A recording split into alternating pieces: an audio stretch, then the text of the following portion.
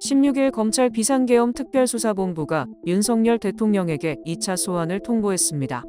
검찰은 지난 11일 윤 대통령에게 15일 오전 10시까지 출석하라고 통보했지만 윤 대통령 측에서 출석하지 않았다고 밝혔었는데요. 검찰은 윤 대통령 측에서 밝힌 불출석 사유를 명확히 공개하지 않았지만 윤 대통령 측은 변호인 선임이 완료되지 않았다는 이유로 출석이 어렵다는 입장을 전한 것으로 알려졌습니다.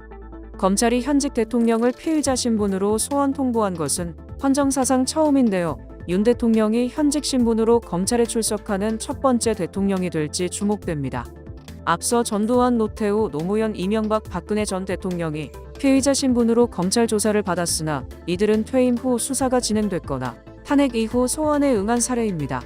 박 전 대통령의 경우 현직 신분일 때 검찰이 참고인 피의자로 되면 조사를 시도했지만 무산된 바 있습니다. 헌법상 대통령은 재직 중 형사상 소출을 받지 않도록 돼 있는데요. 하지만 윤 대통령의 경우 현직 신분임에도 형사소추가 가능한 형법상 내란죄 우두머리 혐의를 받고 있습니다. 윤 대통령이 검찰의 소환에 응할지는 미지수인데요.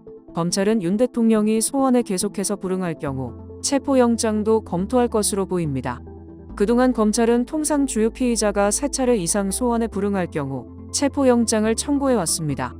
한편 윤 대통령 수사의 다른 한 축인 경찰 고위공직자범죄수사처 국방부로 구성된 공조수사본부도 16일 대통령실과 한남동 관저에 윤 대통령에 대한 출석 요구서를 전달하려고 했지만 대통령 경호처가 수령을 거부하면서 불발됐습니다.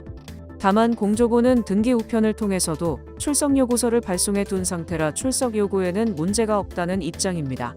공조부는 윤 대통령에게 18일 10시 출석을 요구했는데요. 검찰 출석에 불응한 윤 대통령이 공조본 소환 통보에는 응할 것인지 관심이 모아집니다.